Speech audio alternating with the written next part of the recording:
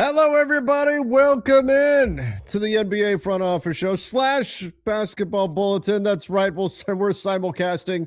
Want to get into all the latest around the NBA trade deadline. And that worked out so great yesterday. We thought, heck, let's do it again today. I'm Trevor Lane. He's Keith. I finally have Wi-Fi. Smith, happy to have you here. Yeah, if I all of a sudden drop out, just assume I'm done. Like I just left the planet and I'm headed back to my home planet with Poochie. So it's about where things have been all day for me with this stupid. Well, really, since last night, I was literally in the studio. We were getting ready to go live. And my internet dropped out, and it's been out for forever. So I'm like done with all that. We got a semi-unrelated question, kind of related. Where do you guys host the show? Like in the thumbnails? That was in the Vegas studio. So it was a while ago, 2 years ago now, 3 years ago. Yeah, that was at the Wynn in Las Vegas. Yeah, a studio that we don't have control over anymore or access to anymore. But at some point, it'd be nice to do a studio show again. Yeah, I think here's my dream theory. I want to let's just get rid of the All-Star game entirely. Yes. Put the trade deadline right at the start of. We still have an All-Star break. Just call it mid-season break. Put the trade deadline right at the beginning of it. So we're not. And as much as I enjoy the weird games where teams have okay, so we have a roster of 4 centers and 1 point guard and 1 forward, and that's what we have available. Those are fun, but they're kind of crappy products. Sure. And then you and I can go rent some space and hang out together for the days leading up to the trade deadline, do live shows, live hits. Hell, we'll put a live webcam on and you can watch us just do whatever we do. We'll bring sleeping bags, some cots, something like that. And we could just, that sounds like a great plan. Yeah. I think people would be on board for that. I'll let Adam know next time I talk to him. Perfect. Let's do it. Perfect. Let's do it.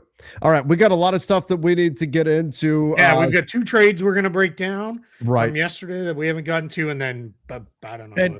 And somebody said it's dead today. Nothing's happening. What are you talking about? Have you seen what's been going on today? There are so many rumors flying around right now. Yeah. It's hard to even keep track of it all. Now, we just haven't gotten any trades today. But this is how it was a big day yesterday and some big trades yesterday. So it's a little bit of a reset, and then it'll move and go again. So there's you get the negative Nancy's, only talk about something if it's already happened crowd. Come on. Are you kidding me? We've got so much flying around right now that could be taking place around the NBA. I love all the endless possibilities. And we always hope we'll spur something to happen while we're on. I hope we get to hit the breaking news button. But first, let's talk about the big James Harden and Darius Garland trade that happened. Keith, we talked about it a little bit, but I love this trade for the Cavs. I think this is great. I think you get the better player. I think that you get, and they wound up giving up a pick to make it happen, a second round pick, but which is ironic because the reporting before had been that the Cavs wanted a pick, which to me didn't make sense. I've seen some people have the opposite take, say they didn't understand why the Cavs gave up the younger player. I'm concerned about Darius Garland perhaps flipping to being a negative value contract, especially if he has one more injury. And I like James Harden as a better player right now than Garland, and I love the financial flexibility this could give the Cavs as early as this summer. Yeah, I completely agree. I think for Cleveland, there's layers to this trade. One is they're trying to make a title run right now, and Darius Garland is not a reliable player to have right now because we have seen him get injured. We've seen him really struggle in the playoffs. Yes, someone's going to counter with James Harden stinks, but that's usually in elimination games. He's generally pretty productive elsewhere in playoff games, but you got to get there first, right? And James Harden is a guy, he doesn't really miss time. So I think they're going to, really kind of, get the more reliable guy in. We'll see what the fit looks like with him and Donovan Mitchell and their big guys and all that. I think him and Jarrett Allen will be fantastic together. It's really him and Mitchell. It sounds good, but we all know NBA teams are not. This is not a fantasy roster. You're not just stacking talent. They have to fit together. And I think what ultimately happens here is, where do we kind of see what this looks like? And then the other layer to this is they saved a ton of money here, both real money. They got themselves within shouting distance between their moves they've done so far with DeAndre Hunter and all this. So if they're not out of the second apron this year, they'll get out of the second apron next season. They're in a position to really do some stuff here that allows them to really reset their roster, retool a little bit, and go. And then the last layer is Donovan Mitchell seems happy. And Donovan Mitchell is extension eligible this summer. So we're in a position where you want Donovan Mitchell happy. You don't want to be in a position, much like we've talked about with Giannis and a bunch of other guys, you don't want it to be a situation where, hey, you want to extend? Nah, I'm good. Let's play it out, because that's where it gets dangerous. Exactly. You don't want to be put in that spot. Somebody in the chat said the Cavs just shortened their window by 3 to 5 years. Did they though? Did they really? I like Darius Garland, but I'm not that high on Darius. Right. I like I said, I question whether or not, and maybe it works out for the Clippers. I question whether or not he'll be a negative value contract, or he may even be one right now. Yes, he's the younger player, but the Cavs get a lot more flexibility this way. They were going down once they made the DeAndre Hunter trade, and they brought in Schroeder, they brought in Keon Ellis, assuming they would like to keep Keon Ellis past this year.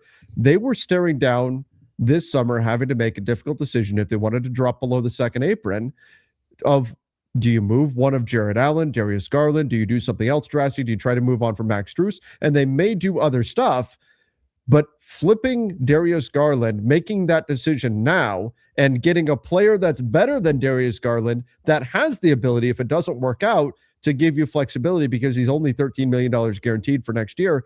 I don't think you can ask for a much better situation given the reality of what the Cavs were running into this summer. Now, if they go all the way this year and win the title, had they done that with Darius Garland, they probably just continue to pay the second apron. But that decision was hanging over their franchise. Now they give themselves a lot more flexibility to handle that in a number of different ways this summer. You get the better player right now. I know he struggled in the playoffs, but I don't know if the Cavs, with the injury history of Garland, were going to be in a better position committing long-term to him anyway.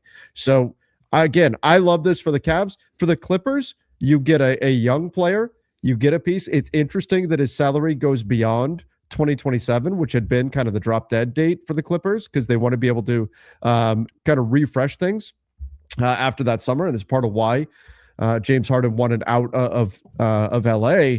But he's a young player. If he is able to get on the floor and stay healthy, it's reasonable to assume that he would be more valuable in 2027 than James Harden will be when he's 38 years old or whatever. So that's the payoff there for the Clippers. We spent a lot of yesterday breaking down the Jaren Jackson Jr. trade, talking about pre-agency and the concept of go get a player now. Yeah. Before they may go. So sorry, we're keeping an eye on everything. Yeah, and this is just an injury report thing. The Celtics are I think tossing away tonight's game on the second night of a back-to-back. Sam Hauser's out, Jaylen Brown probably not going to play. So where was I? Pre-agency. So with this situation here, what we're kind of looking at in this one is, if you're the Clippers, whether it was this summer or next summer, they were going to have somewhere between, let's call it $60 and $100 million in cap space at some point in the next 2 years. Can you spend that on a free agent better than Darius Garland? Probably not. There probably wasn't going to be anyone better that hit the market.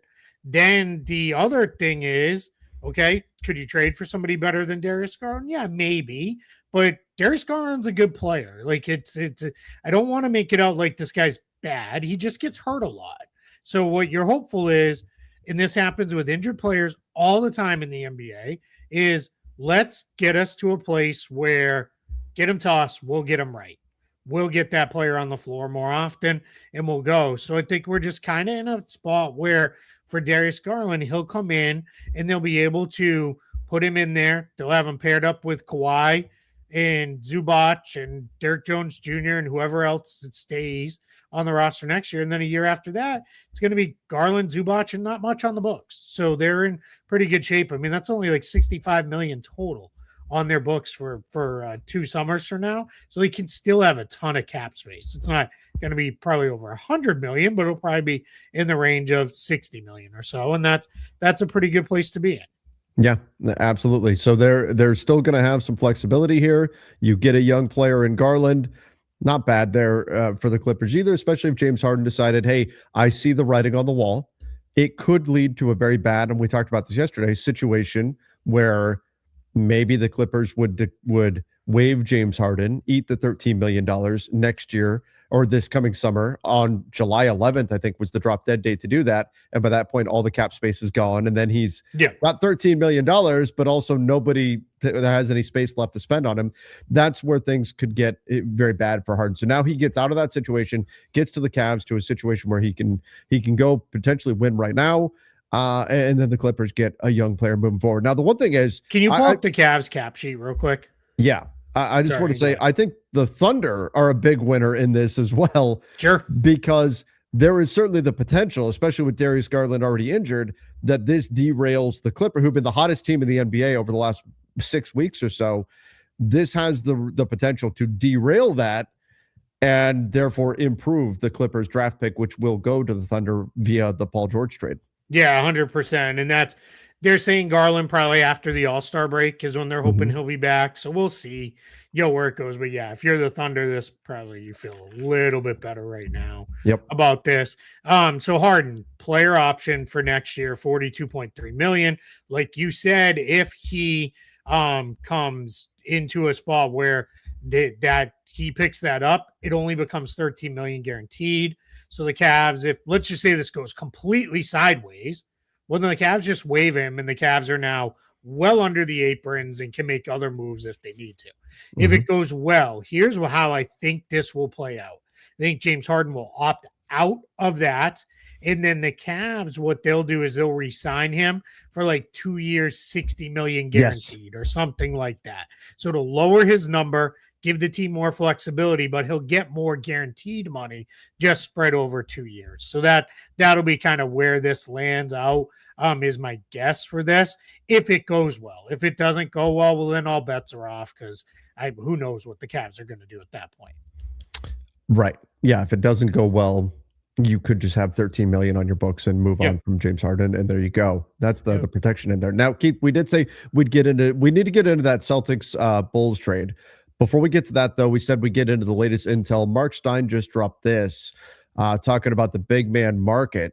Said, keep an eye on the Wizards as a potential landing spot for a couple of different bigs. They're looking for somebody to put next to Alex Sarr, and one of the names that keeps coming up, Walker Kessler. The Jazz are determined to keep him even after they traded for Jaren Jackson Jr. And I get it. The idea of putting Jaren Jackson Jr. and Walker Kessler next to each other, that's got to be very enticing. Mark Stein says it's wonky on paper.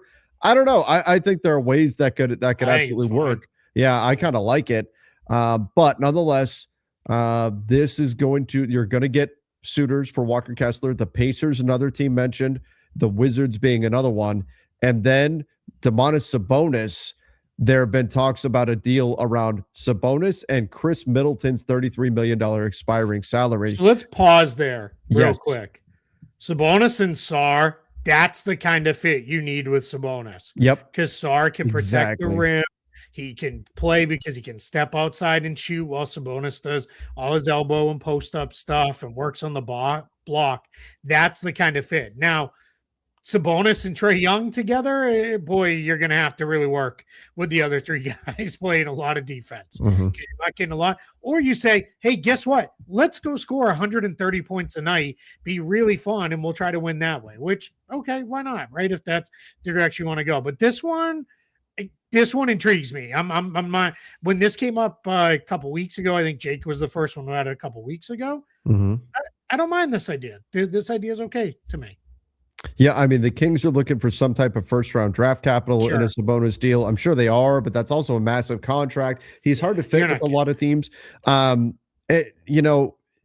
I look at this and I think about what Washington is doing, this isn't all that dissimilar from what Utah just did in getting Jaren Jackson Jr. If we're looking at the Wizards being a buyer on the market on a Walker Kessler, on a Domantas Sabonis, are they ready to go win right now? No, but we're seeing these kind of tanking teams say, you know what? If the market is such that teams don't want to take on a player like a Trae Young, teams don't value these players, maybe we, with our flexibility, can take advantage of a market inefficiency here and grab a player that's very, very good, maybe slightly overpaid. We don't care if they're slightly overpaid. We've got mountains of cap space. And these are players that are of a talent level that normally we would not be in the running for. But because nobody else wants them, because of the slight overpay, that gives us an opportunity to move us forward very, very quickly. And I'm not suggesting Jaren Jackson Jr. is overpaid. I'm more talking about Washington buying on Trae Young, maybe buying on Domantas Sabonis.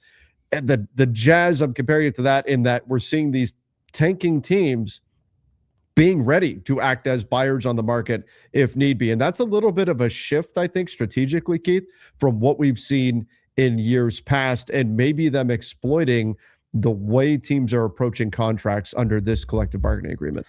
Yeah, I think let's talk John Morant here too, right? Because that's is the next step. Yeah, Jake had some reporting that the Grizzlies' asking prices come way down. Let's remember, the Grizzlies wanted young players and draft capital for John Morant. They didn't get it. They were basically told it's probably the Trae Young price, which is expiring contract and a nice role player, and that's what you're going to get out of this. Well, they got the draft capital in young players in the Jaren Jackson Jr. trade. Sounds like now they might be a little more open to let's go to a place with John Morant where now we feel like we can maybe take back a little less than what we wanted because we already landed the big package for Jackson. So now we're in a position where we can kind of do that. It seems more likely that maybe a team meets that asking price too, because if it's the matter of get off a contract and I can send you something, maybe even turn it into, hey, we'll take worse contract than John Morant or longer term or two players you don't want. And but you now that's how we get a pick out of this. So we're going to kind of see where that kind of comes together with that. I'm sure it'd be going a lot better if he was healthy and on the court, but he's not. But that's part of the known equation with acquiring him is you got to figure that out. But I think I'm not going to be surprised now if we see John move before Thursday.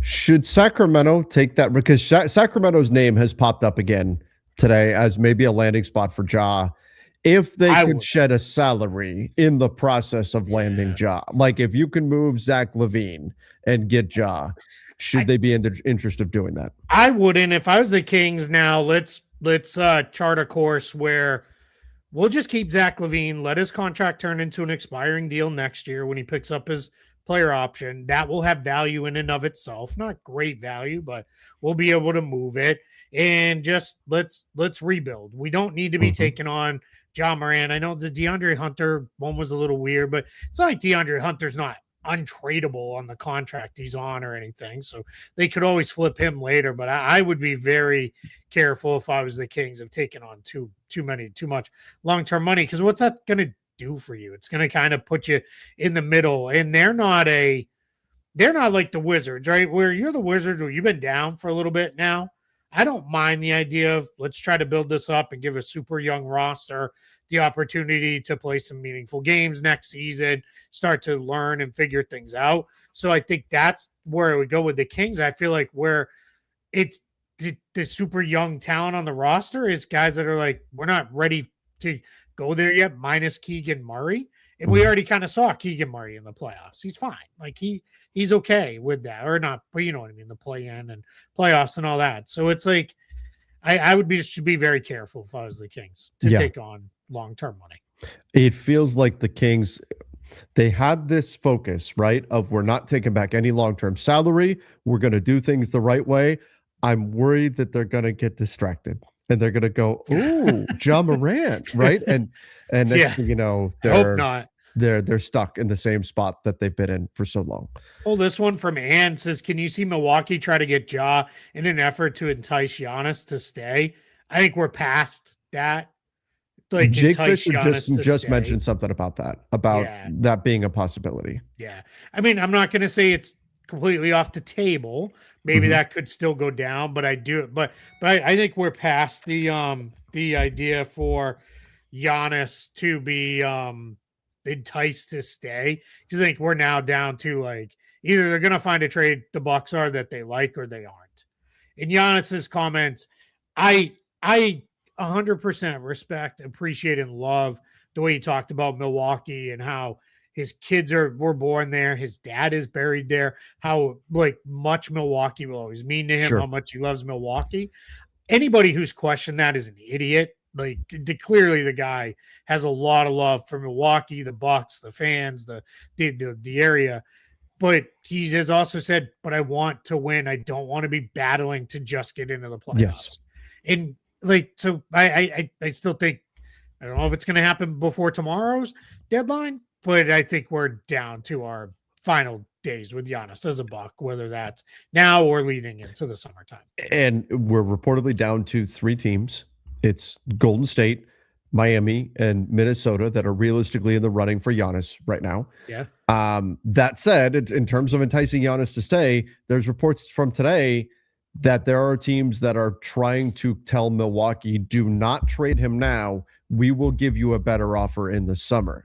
So those teams that are not among those 3. Meanwhile, those 3 teams are scrambling to try to find the pieces to get Milwaukee to say, okay, we'll do this now, and not allow these other teams this summer to get into the mix. So it's a fascinating tug of war with Milwaukee kind of caught in the middle and trying to figure out what's going to be best for their future. Yeah, absolutely. I mean, this is just a interesting spot to kind of be in. All right, let's go. Let's jump over. By the way, we are going to spend a bunch of time in the chat taking your questions, your comments. Yes, anything happens, anything breaks here while we're live, we'll hit the breaking news button and off we go. As every notification that we get right now, we're jumping on. But yeah, and my stupid texts are going off about my stupid internet. Stupid internet. I'm trapped in my house still. Keith has no internet. Our pets' heads are falling off. What's going on here? Oh, I love that movie. Okay. Let's talk about Nick Vucevic for Anthony Simons. So you do have the Celtics saving money, and that obviously matters, and we'll get into that. We also have people look at this and go, oh, it's a second-round pick for a second-round pick in this trade. Remember, not all seconds are created equal. Yeah. So that's something that we have to factor in here too. But Keith, do you like the Bulls? May take a minute. We look at the guards on their roster. Oh, hit that breaking news button. Let's go. I've just been handed an urgent and horrifying news story. Oh my God. The Dallas Mavericks are trading Anthony Davis, Jaden Hardy, D'Angelo Russell, and Dante Exum to the Washington Wizards. A buyer on the market. For Chris Middleton, AJ Johnson, Malachi Branham, Marvin Bagley III, 2 first-round picks and 3 second-round picks. Holy crap, the Wizards off the top rope. What is happening? We just talked about this dynamic, about the Wizards maybe buying on the market. And oh my God, we've got so much to talk about. We have so Davis, much to AD, and Trae Young team up, but in Washington. With the Wizards. So forget Sabonis then. Yeah, forget that for them. Holy cow. This frees up a ton of long-term flexibility for Dallas. Yes. Without even running the numbers, Chris Middleton is an expiring contract. Anthony Davis obviously has money that runs out longer, as does Jaden Hardy. Russell expiring, Exum expiring, Branham, Bagley expiring. AJ Johnson's going to get a very small deal, but this frees up a ton of long-term flexibility for Dallas on their books. So that's the real motivation here. Is none of the players are much for Dallas, to being completely respectful of those players. This is about getting the draft capital and off of Anthony Davis's contract, because clearly they didn't seem overly interested in paying him. Wow. Shams Charania noting the Wizards acquiring a future Hall of Fame big man in Davis, one of the top 75 greatest players to add to their core of Trae Young, Alex Sarr, Keyshawn George, Trey Johnson, and Bilal Coulibaly. Dallas receives long-term assets and opens significant flexibility to build around Cooper Flag. Wow. And I did just tweet out because obviously I have a lot of Celtics fan followers. We will come back and talk Vooch and Simons, but we had to get into this one. This is crazy. Anthony Davis dealt back-to-back trade deadlines. Oh my goodness. AD to the Washington Wizards. So, Kate, let's starting with the Washington side of this. Yeah. Does this suggest that the Washington Wizards have decided they want to be the team to pay Anthony Davis on his next contract because he's due for an extension this summer? Yeah, either they will extend him or they are okay letting this play out. Because for them, if this plays out, great. So we got you for a chunk of the year here and we'll figure it out. So it is the picks are a 2026 Thunder first round pick. So that's okay. That's going to be number 30 pick in the draft. And a 2030 protected Warriors first rounder, along with second rounders from the Suns this year, the mid second, 2027 Bulls and 2029 Rockets. So, to your question, I think for the Wizards, we're going to try to convince you to be here with us, right? Be here with Trae Young and with our young core. It's the East. Why not us next year, right? Why can't we make a Pistons like run at this next year and try to get better? And then we'll move up in the standings. And if it doesn't work out, it's now just going crazy. It's going crazy. Now, if the Wizards, all right, if it doesn't work out, then you know what? You can leave in free agency in a year. And we'll still have all the flexibility, but we'll have had a year to try to convince you to stay. If they don't go right into this with, we're going to extend you this summer. Right. I don't have an issue with this for Washington. Again, Washington entered trade season, pre-Trae Young trade, with potentially over $80 million in cap space next summer. Pre-agency, had to spend it somewhere. Pre-agency at its finest right here. AD and Trae Young. There's your cap space. You spent it. Now you got your guys. Man, that is something. Now, the Wizards making this move. Now you've got your guys that you want to have moving forward. Jaden Hardy, D'Angelo Russell, Dante. Does D'Angelo Russell stick in Washington, or do we see more here? Could be a buyout. Could be a buyout. Could be something like that. The two Middleton could be a buyout in Dallas too. Like anytime it's a veteran guy going to a non-playoff team and they're on an expiring contract, there's always the potential it could be a buyout. Again, we talked about the Wizards capitalizing on maybe a market inefficiency, guys who are talented players, but other teams not wanting to pay them. The Wizards having the ability to pay them and saying, hey, we'll take good players that might be slightly, maybe a little bit of a risk. Now, suddenly the Wizards have Trae Young. Suddenly the Wizards have Anthony Davis. They've got these pieces that they can really build something around with their young kids, and maybe they're winning next year. For the Mavs, I know we have to separate the two things, but how do Mavs fans feel knowing that this is your main piece that you got back for Luka, and you flipped him for a couple of low-level first-round picks and cap space? Yeah, not good. Like, I mean, there's no other way to put it. All I will say, though, is you can't – there's no this is not Avengers Endgame. There's no time machines being built here. No PIM particles are letting you go back and undo the Luka trade. And if you are, you're living in an alternate timeline that's not the real one. It's not the sacred timeline that Loki's overseeing. Right. So you're in a spot where all you can do is move forward.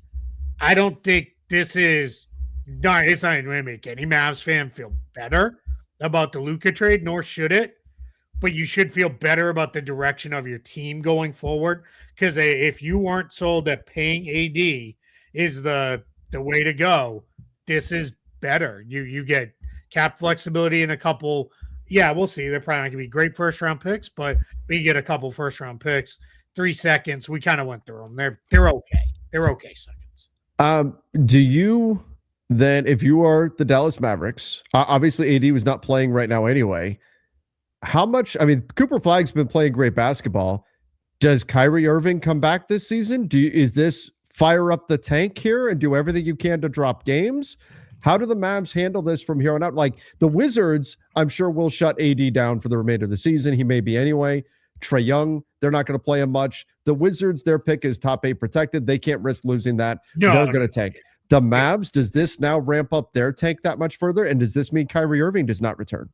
Yeah, I mean, and we've heard a lot of mixed things on Kyrie, right? There was a lot of talk of he was going to be back by now, right? He was going to be back in January. He's going to be back in there. We may still see Kyrie maybe do one of those cameo kind of deals after the All-Star break of, hey, let me get out there and just, now I've played, I feel pretty good. I can hit the summer feeling really good about myself, but I don't think we're going to see him play any meaningful kind of games. This is, I think now, if you're Portland and the Clippers, not that you're taking your foot off the gas and trying to improve, like win games, but this is it. The West playoff, the order will shuffle, but the West postseason picture is now set.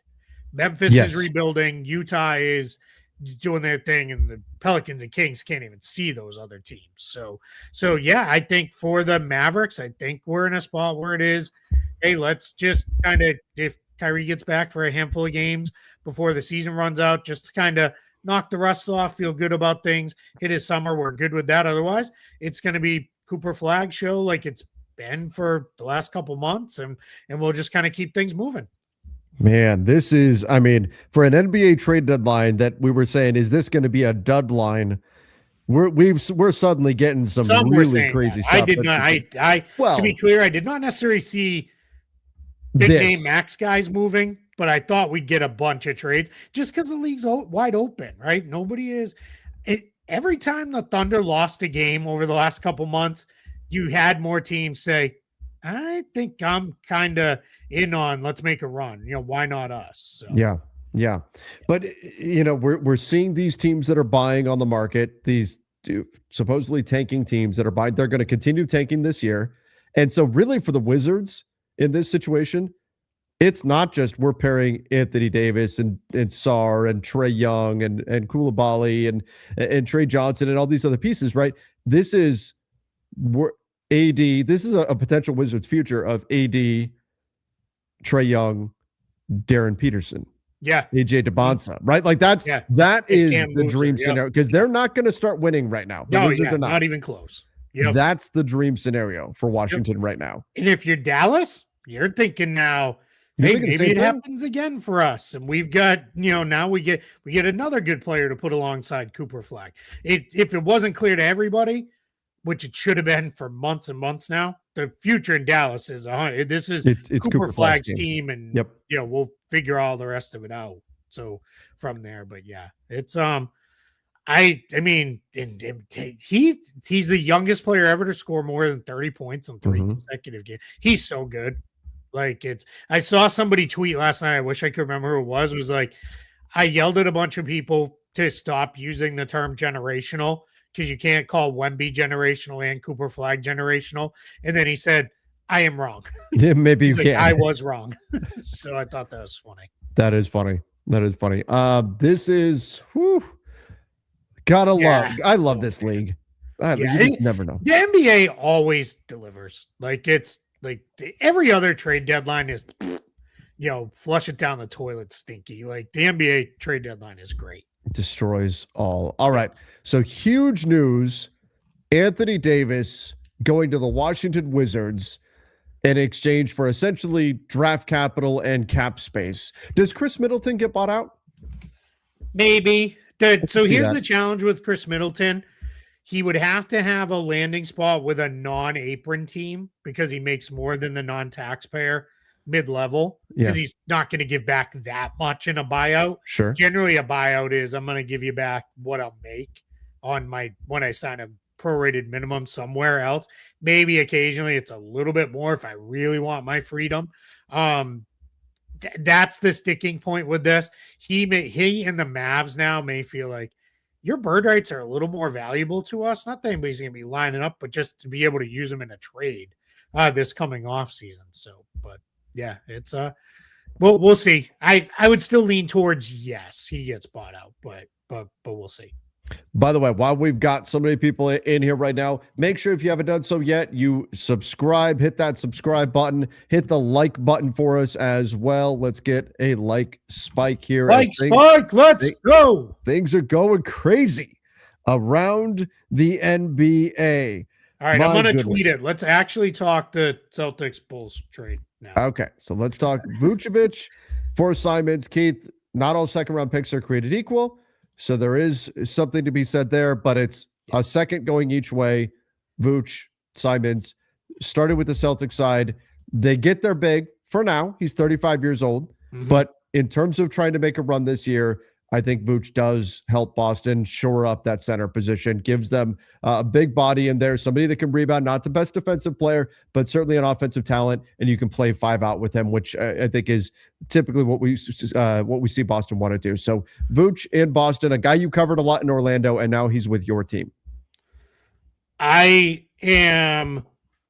my process on this. I want to see what else the Celtics do, but I kind of hate this trade. For Boston? For Boston. Okay. The Celtics last night had to move Peyton Pritchard to the bench because Anthony Simons is the only backup guard and ball handler on this roster. They didn't have another guard on the not healthy, not active, don't have another one. Now it is Peyton Pritchard, Derek White, and that's it. That are ball handling guards that can create. Now, if Jason Tatum comes back, Jason Tatum he's not a guard, but he's a playmaker. He can handle the ball. He can do these things. And Jaylen Brown is clearly a great creator, but he's just not a guard. I'm talking about specifically guards. They had 3. Now they have 2. But they got under the first apron with this trade. So now they're in play for any buyout guy who potentially becomes available. But they got to get another ball handler in there and ideally some bench scoring. Keith? I've just been handed an urgent and horrifying news story. Sorry to cut you off. We got another one. I didn't get it. Let me make sure I'm not getting... This is not scams, Tarania. The Philadelphia 76ers are trading Jared McCain to the Thunder for a 2026 Rockets first-round pick and 3 second-round picks. Oh, wow. And this is real? This is Shams. This is on Shams' account. Oh, here it is. I got the ESPN alert. I didn't get the Twitter one. Okay. There it is. Right.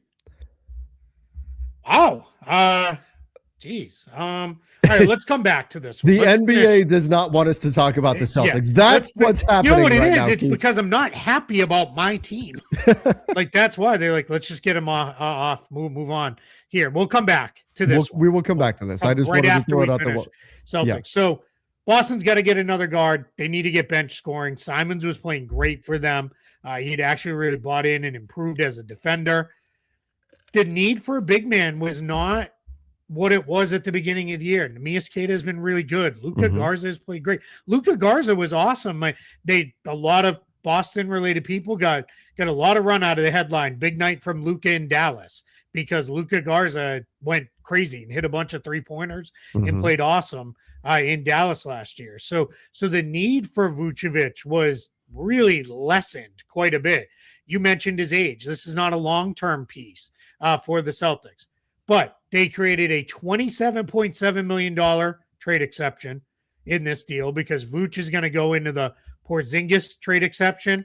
Simons will go into, Simons then goes out for nothing the way the cat math works. And that'll be good for a year. Big, trade exception.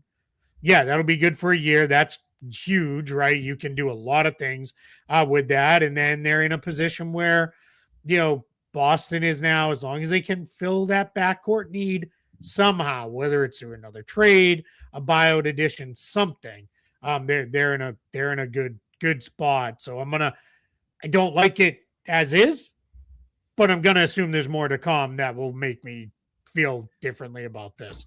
And that's a big trade exception that could matter. Yeah, maybe that pays off next season, right? Like that now the second biggest one in history, because the Jaren Jackson Jr. yesterday became the biggest one. Right. Exactly. These are both those are both bigger than the Gordon Hayward one from back in the day. Okay. So that's the Celtics side of it. Yeah. The Bulls said they have to have all the guards, Keith. Yeah. I mean, did you see my tweet? No. I said serious plays, so that's the Bulls' famous intro music. And I was like, starting lineup at guard, Josh Giddey, at guard, Kobe White, at guard as Ayo Dosunmu, at guard, Anthony Simons, might as well call him a guard, Modest Buzelis. Like I don't even know what they're doing. Like here's the thing though. It doesn't matter, right? If you're the Bull, if the Bulls are basically saying, we are not chasing this play-in spot, give it away to Charlotte, we don't really care, then fine. I don't care. They're collecting a bunch of expiring contracts between Simons and Mike Conley. We'll see what happens with Jaden Ivey. We'll come back to that maybe later in the season, and going into the offseason, we'll kind of see how that all comes together in this. So Ousmane Dieng may be going out in that trade. Maybe not to Philadelphia, but which would make sense because the Thunder need to shed somebody some way. So when I'm thinking about that deal for Chicago, to me that just makes it all the more certain that in the next 25 hours away from the deadline we are, Kobe White maybe both, and Ayo Dosunmu, and maybe Simons too could be reflipped somewhere. Could be. Yeah, and we already know Mike Conley, they're going to work to try to trade him. Yeah. And if they can't, they're going to buy him out. That's already been talked. Unlike what we talked about with Chris Middleton in the wake of the AD trade, the Mike Conley makes less than the non-taxpayer MLE, so Mike Conley will be able to be traded rather be able to sign with whoever he wants. Don't you love to, like, whenever word gets out about now with Mike Conley, it's a little different, but like, did you see there was the report early this morning that the Kings could buy out DeMar DeRozan if he doesn't get traded? And then immediately, like within an hour, there was a no, we're not going to buy him out. No, we would never do that. Right? No, that's not happening. Right. It was almost like a panic release there from the Sacramento Kings because they were you have to put out there that no, you would never buy the guy out because that kills his trade back. Because teams will say, oh, why get? We'll just wait. We'll just wait until he's a free agent in a couple of weeks, and we'll pick him up then. That was predictable, but I found it funny when that came out. Let's pull this from our longtime viewer, D.A. Baracus. Is there any way to turn down the volume on the breaking news drop? Absolutely not. If it's too loud, you're too old. It's supposed to like jolt you. I've been meaning to lower and I keep forgetting to do it. I should have done the Adam Silver trade one. Isn't as jarring, quite as loud, but it's not as loud. But I've been meaning to lower the volume on that. I don't have any way to do it in our system here. I have to make a new clip for it. But again, I need to do we got one from Ghostbusters anyway. Yes, that's the one that that's whoever suggested that the other day. Maybe all right, I'll have to you want to go to this Jared McCain trade? Yes, so let's go to that now. So Jared McCain going to the Thunder. Now the Thunder are, and by the way, Shams did add in a little bit on the Wizards thinking on the AD trade. Said the Wizards have completed their deconstructed phase and are now moving towards Young and Davis, leading a rising core. Washington has turned Bradley Beal, Kyle Kuzma trades into Young, Davis, and 5 pick swaps. And then mentioned that there was some bit in here, could have sworn I just saw it, that they effectively gave up assets that were not particularly valuable. That's what the Wizards were doing in terms of trade picks and didn't touch any of their young core. All right. So anyway, this McCain trade, McCain to the Thunder for a 2026 Rockets first round pick. That'll be a relatively late pick. And then 3 second round picks. For Philadelphia, couple things. Philly needed, this gets them. Oh, Jang going to Charlotte. Okay. For Mason Plumlee. Yeah, that makes sense. Because Jang is like a bajillion, or Charlotte's like a bajillion miles under the luxury tax. That's a technical term, bajillion.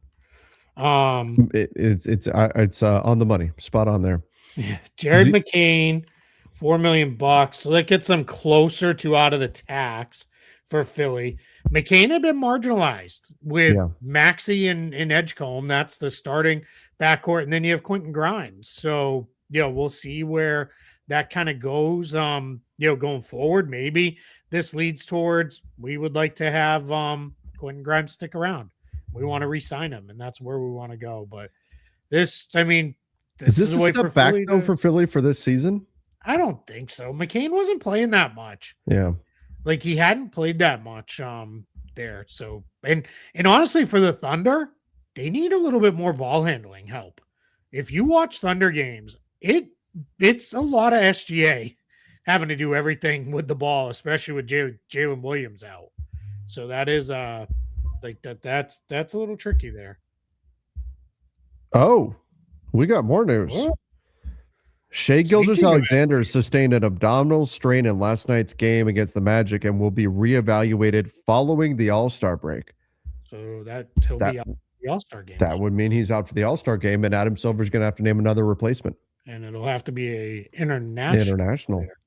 Mm-hmm. I think. I mean, I don't know. I guess they could move Norman Powell. Yeah, they could move Norman Powell. I like that he's got flexibility there, but that's Well, I also like too that when he put Kawhi in, they didn't just go direct to another Eastern Conference guy. When Giannis was ruled out. Like at this point, like I don't whatever. I already said my piece on the All-Star game eliminated. Let's put the trade deadline here, do it instead. So yes, agreed.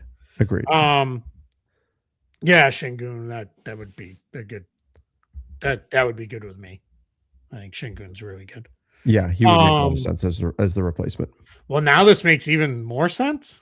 Like, because you needed a guard right now. McCain, you need another guard. Like you need another ball handler. So with SGA out. So now he comes in, and so McCain may play right. By the way, don't the Clippers and Cavs play tonight?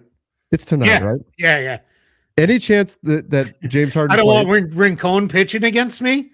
Exactly. Exactly. Does he play tonight? Nah. Come on. No. It's too much fun. Yeah. Tell me he plays tonight. I mean, I hope Garland won't play because he's hurt. Right. Yeah, I wouldn't mind if Harden plays. Sure. Man. Yeah.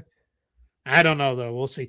Generally, rule of thumb. Now that one's weird, right? Because they're already there. General rule of thumb.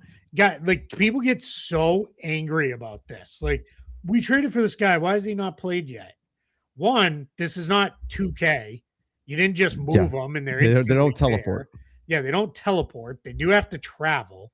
They have to pass the physical part, as we all saw, not to bring up bad memories, but the Mark Williams situation, that has to happen.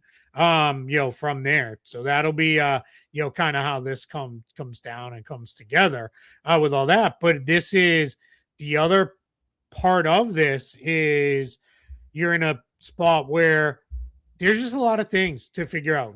Where this hit home for me most several years ago, the Orlando Magic traded. Remember when they traded Serge Ibaka to the Raptors?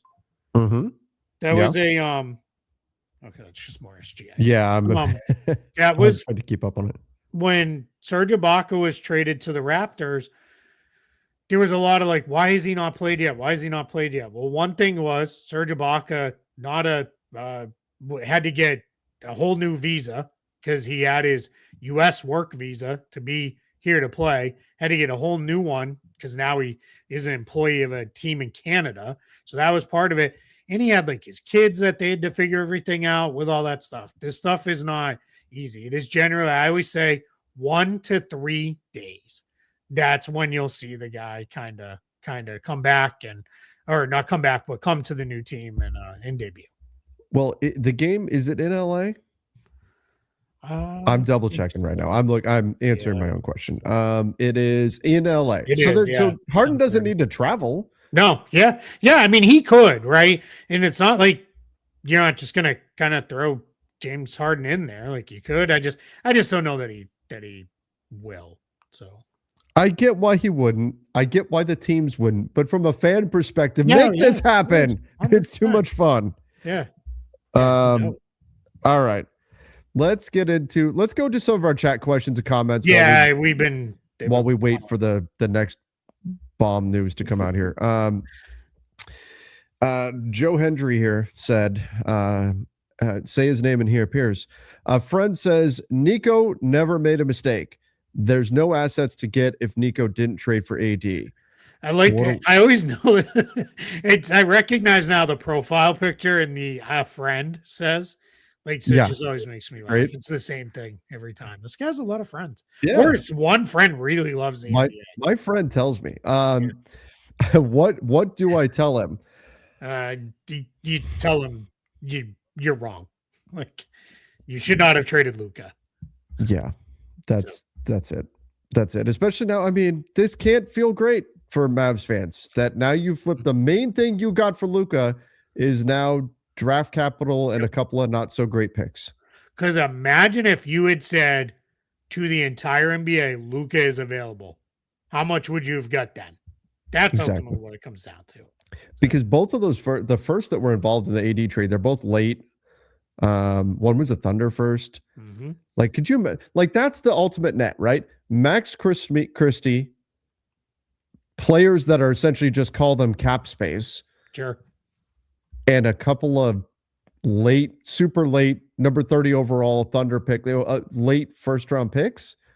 Like, that's what you got for Luka.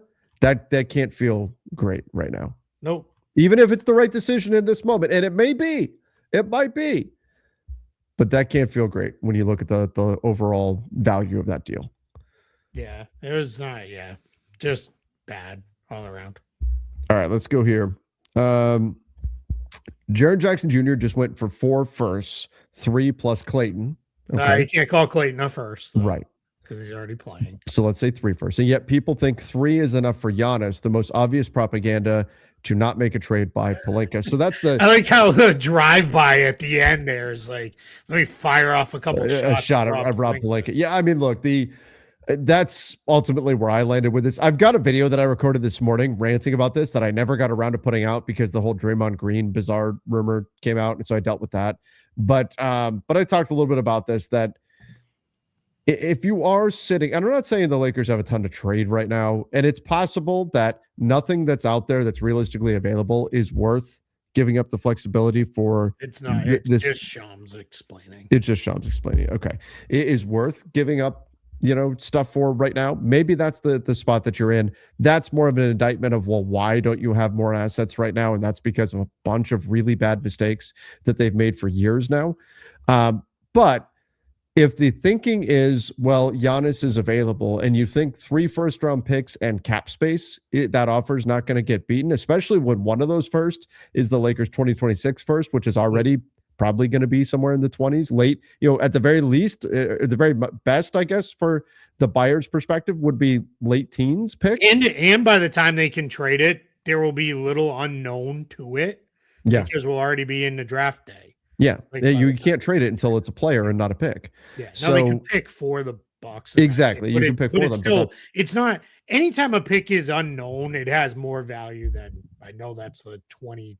I don't know. Yes, wherever the Lakers land out roster. Right, exactly. So, this is that. I think it is. On one hand, you could say, well, a 5% shot at Giannis might be better than whatever's available right now. I don't think, though, if there's anything reasonable available for them to do right now, a slim chance at getting Giannis with 3 first-round picks. People say, well, they'll put in Austin Reeves. He's a free agent. You can't assume that Austin Reeves is going to play along and agree to go to the Milwaukee Bucks. He could sign somewhere else if he wants. So you can't factor him in as a potential asset the Lakers could put into a deal.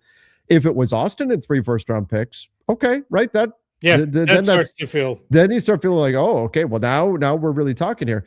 But you can't assume that that's an asset that they've got. So ultimately, I agree with Senpai, not necessarily the propaganda by Pelinka or whatever thing here, but the general sentiment that you shouldn't be holding off on doing something now because your chances of getting Giannis come June or July are not great anyway. I know you're tired of it. It does make me laugh that every time it's like he's at Disneyland because once somebody took a picture of him, right? And it's like, who knows? It might have been in like June, like or July or August, or who knows when that picture was taken. Yeah. But it was instantly became, what was that, like 2-3 years ago? That became like, historic. Where is Rob? He's at Yeah, Disneyland. I just took this picture of him now, and for all we know, it was Rob Lowe. But it's that part always makes me laugh when those messages start rolling through. I'm gonna say this. So yesterday there was a lot of, why is Team X not doing anything? Why is my GM still sleeping? Like every team who hasn't made a move is saying that. We don't get a ton of them here in our chat, but a lot of Miami Heat fans are like, somebody wake Pat up from his nap. Like, it's time to do something. I truly believe people would rather that their team make a crappy trade, like versus like not making a trade at all, just so that they're doing something. So, yeah.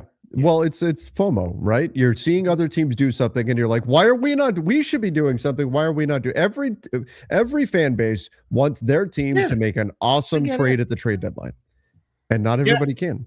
Yep, 100%. So, kind of, I mean, I get it, right? It is what it is, but it's just kind of a weird spot to be in with this. I want to say one other thing too, because somebody asked about it and went by a million questions ago, so I'm not going to try to find it. Guys, we never had time to do the send us your fake trades episode. Yeah. Just too many things ended up happening. We'll try to do it earlier next year. Somebody commented, and Gabe Vincent gobbling up churros at Disneyland is definitely up there. Do you remember that? No. Gabe Vincent went to Disneyland and on Instagram through his stories documented the number of churros he put away that day. It was into the double digits. I think he finished at 11 or 12 churros over the course of the day. A lot of sugar. This was like in August. Content was dry, so I actually did like a play-by-play of Gabe Vincent's churros and stuff. It was fun. It was a good time. Well, here's where this is how you've pulled me into your world of stupidity, because fans just have their funny inside jokes that are generally more dumb. It's a good thing he gets all that cardio every game. Captain Cardio. That's him. See, I know. That's Gabe. I know the jokes. Captain Cardio. All right, let's go here. If Rob can get Draymond for Dalton Connect, Gabe, and Maxey. Now, that rumor that came out, which is stupid, by the way, that came out this morning, was that Draymond Green, should he get traded in a Giannis trade that would send Giannis to the Warriors, would not be willing to stay with the Bucks, and they would try to figure out some sort of solution, and that, according to Brian Windhorst, he would want to go to the Lakers potentially. I think he makes no sense for the Lakers. If the focus needs to be building around Luka. Cardi G. Oh no. Oh no. That's funny. That's good one. That's really funny. Oh no, Gabe. What have we done? I'm sure he's a very nice guy. I feel that's bad. Funny, but, though. That's funny. And DeMar in the buyout, I'm satisfied. Well, Sacramento is stomping their feet and screaming to anybody who will listen that they won't buy him out. I mean, sure, that'd be a great out. This would be like a very great outcome for the Lakers. I just don't think that's going to be how it plays out. Keith, if the Lakers are like, would that just suggest that they really were just waiting for Giannis? If they were to, as soon as Giannis is off the market, go and pick up Draymond, who has money. I mean, I'm talking about because he's got 27 million into next year. You always go in, like GMs always go in with like plan A, B, C, D, all the way through. Sure. Back around to the beginning of the alphabet. So maybe if that's where you kind of came in with this kind of approach to it, we'll see where that kind of goes, with this. But I don't know. I wouldn't be too upset with that. Yeah, I mean, I'm being mean today. Where have I been mean? To me, it just doesn't make sense to go after Draymond. If the goal is to build a team around Luka, Draymond doesn't fit that. No, he doesn't fit that. No, that would be like, we feel like if you could get Draymond for this package, exactly. Put you in a position where you start to feel like, all right, we can make an actual run this year. Right. right? And then after that, who knows, right? You just kind of figure it out with that. So my point on the Lakers Nation video I did on this was, okay, let's say you get Draymond. Let's say Draymond being here, who's buddies with LeBron, gets LeBron. LeBron says, okay, I'll stick around another year too. Yep. Okay, and then you see what you got with Austin, Draymond, Luka, LeBron, and you see what you've got. But then Draymond and LeBron are almost certainly gone in the summer of 2027. Right? Yeah. Most likely anyway. And what you don't want is getting to the summer of 2027 and Luka looks around and goes, well, damn, everybody, what's left? He's Will Smith. And he's one, he's 1 year away from free agency. Yeah. Yeah. No, I get that. I hear you. This guy said I'm being mean today. I don't think I've been mean today. I think the meanest I was when I was talking about the Celtics. I didn't like that. Yeah. Move. Well, Cardi G. I didn't make that up. Somebody said that in the chat. I read whatever's put on the teleprompter. Like I'm Ron Burgundy. Diego. Wales. In a deal where Ayton connected a 2031 first to the Pacers, Mathurin, Rui, J. Huff, and a 2032 second to Miami. Whoa. Then Wiggins, Kellel to LA Fair. Maybe Miami says value here. Like, what's that? This is just swiping value for not sending out enough. For Wiggins and where? Yeah, I don't think that's because Ayton doesn't have that kind of value. No, Ayton's just the most valuable thing they'd be trading. That would be the 2031 first, right? So, I don't think so. From my I would not trade it for Wiggins if Rui is also in the deal. So I would need something else. Is Kellel Ware a bridge too far though? Yeah, probably. Maybe. I like Kellel Ware. I do too. Yeah. Why does Rob suck at his job? Just do something. I mean, it was a year ago that he traded for Luka. I mean, it's at some point I'm only going to give him so much credit for that. That's just it, right? And my bigger concern has been, what's the plan? Like, what type of team are they trying to build? And unfortunately, maybe the answer is simply they like small combo guards. Yeah. Because that's what they tend to target, which is not what you want to find in today's NBA. But just do something is how you can wind up making a bad deal. You can make things worse. I think from a Lakers, it's felt like it's been a little while, aside from the Luka trade, since it's felt like the Lakers are not behind some of the rest of the NBA in terms of their thinking, their process, all of that. And that is a big problem. Hey, so this is now they're here to re-look at our internet. So okay. I got to go. I'll let you handle the rest of the chat questions here. Somebody said Cardi G sent the black SUV to me. It's Cardi. He's at your door right now. There it is. We're going to go get churros at Disney World.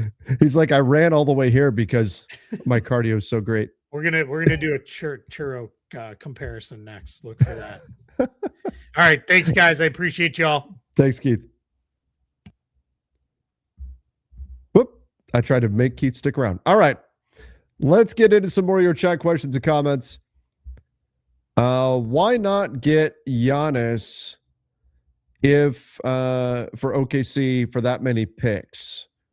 OKC, I mean, they could, but it sounds like OKC is pretty set on the team that they've got, and they feel like they've got enough, and they don't want to disrupt that chemistry, which I understand. But if OKC wanted to get into the Giannis sweepstakes, I'm sure they could get themselves into it. But would they have to give?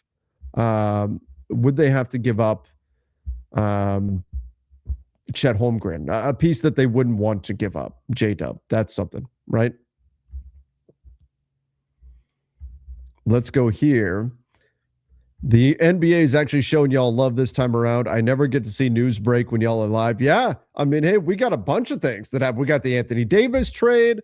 We've got Jared McCain getting traded. We got all kinds of things happening here. Let's go here. The Mavs downfall should be a 30 for 30 for sure.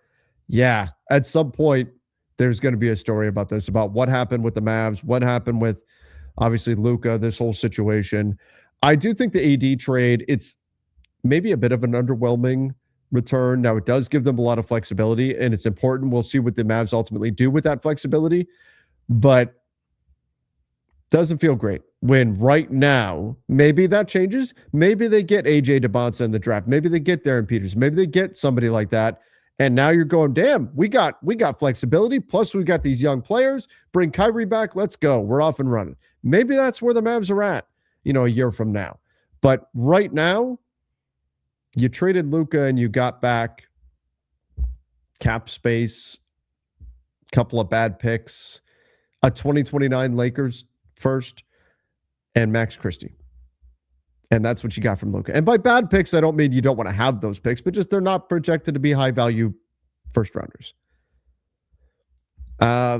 The more we know is that it feels like a bunch of teams lapping the Lakers. It's just disappointing at this point. Can't stand the passive front office. I say it all the time. Making no trade is better than making a bad trade. But that said, this is... It is a trend, I think, where it doesn't...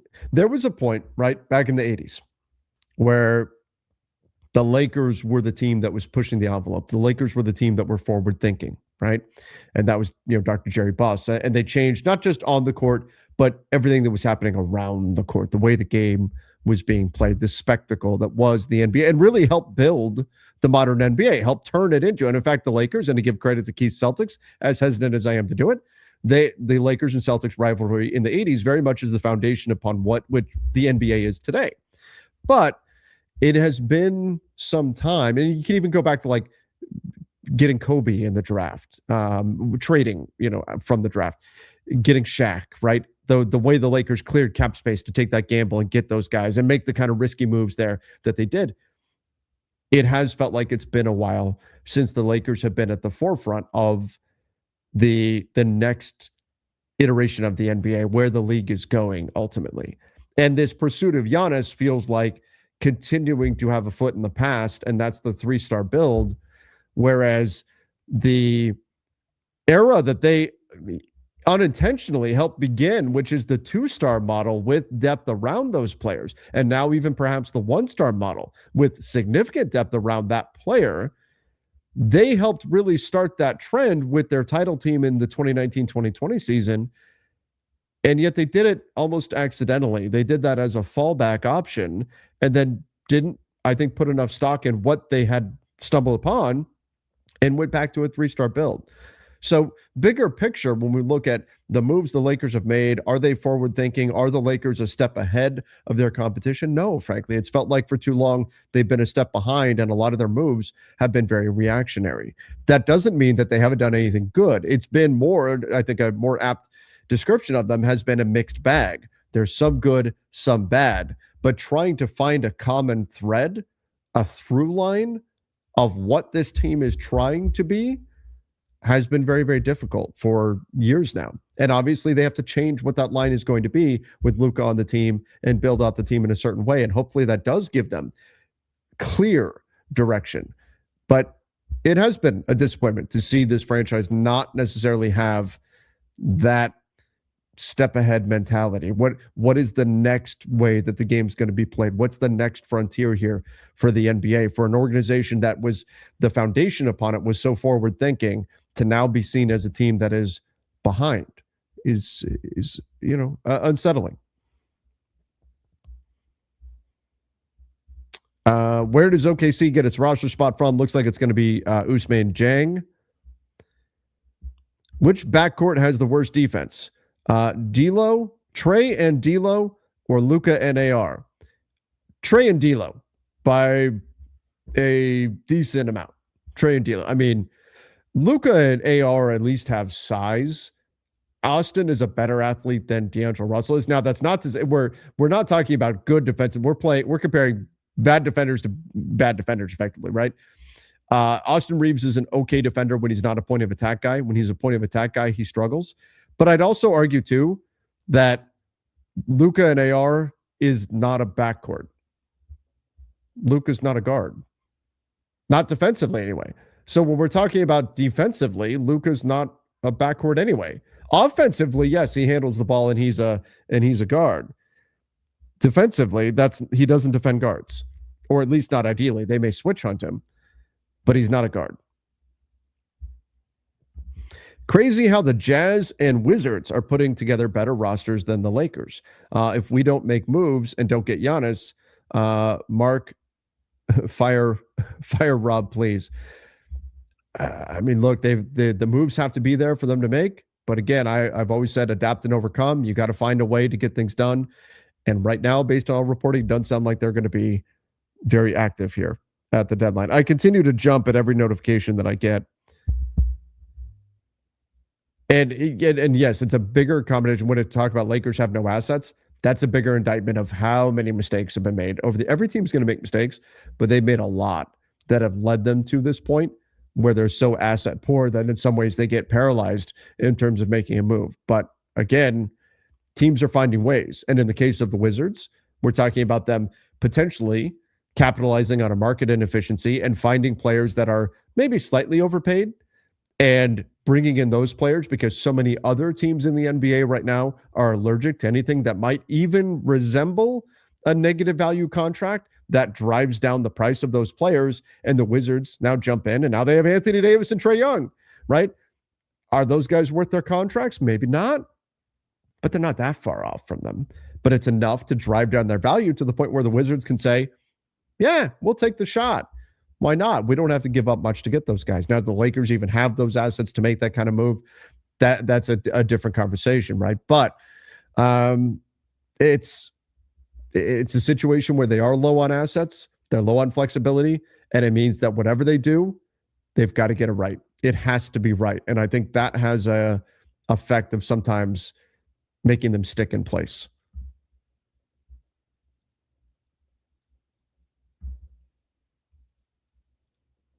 I think LeBron takes a pay cut in the offseason. They load up with extra salary and re-sign Austin and then try to win in LeBron's retirement season.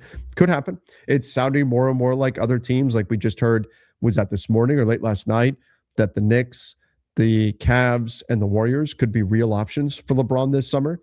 He may ultimately decide to move on. Remember, I've said this a bunch over on Lakers Nation, but the paths that are available for LeBron and the Lakers this summer, nothing is set in stone.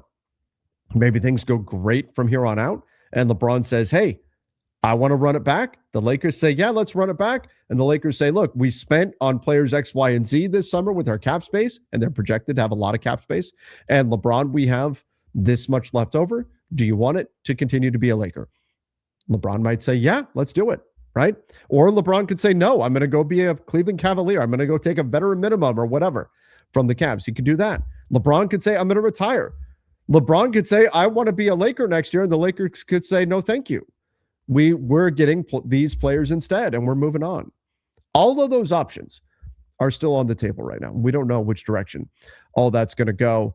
As far as will LeBron take a pay cut? Yes, that's coming. That is coming.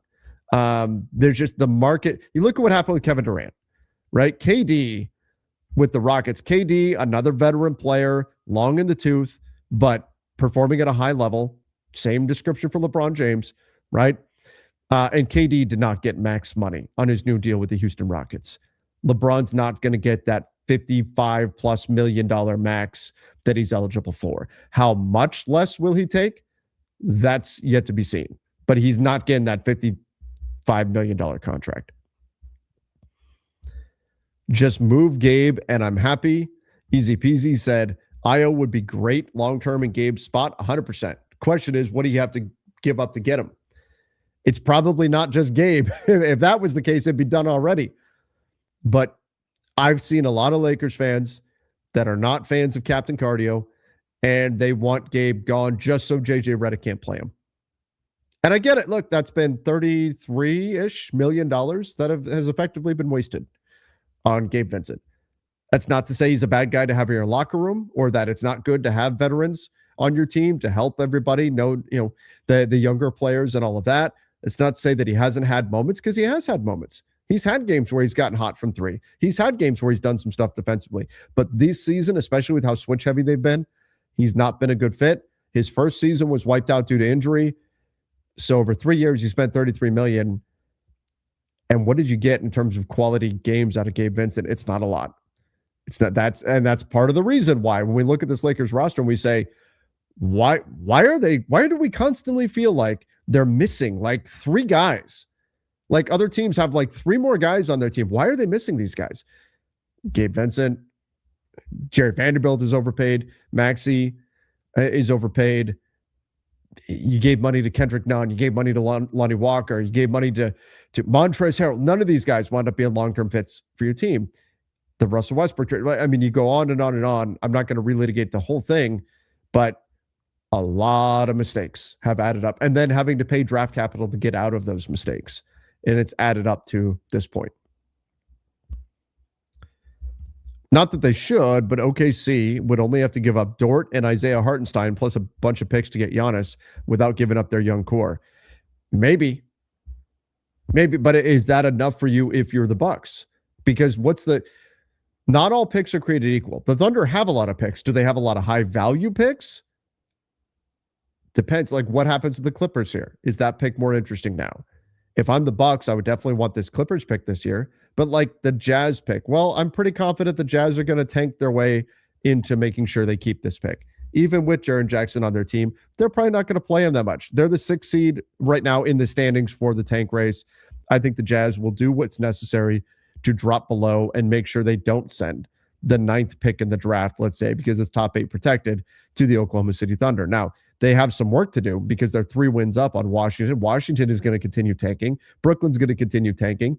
But the Jazz, they're going to have to do what they can to drop down below and increase their odds of not getting jumped and giving that 9th pick to the Thunder. But not all the Thunder's picks have high value. If the Thunder had the Pels pick right now, yeah, we'd put like the Hawks do. We'd probably be talking like, hey, do you just give up the Pelicans pick plus those players and go get Giannis? Do you do it? And even then, the Thunder have been the best team in the NBA. Do you want to disrupt your chemistry to do something like that? Let's see what else we got here.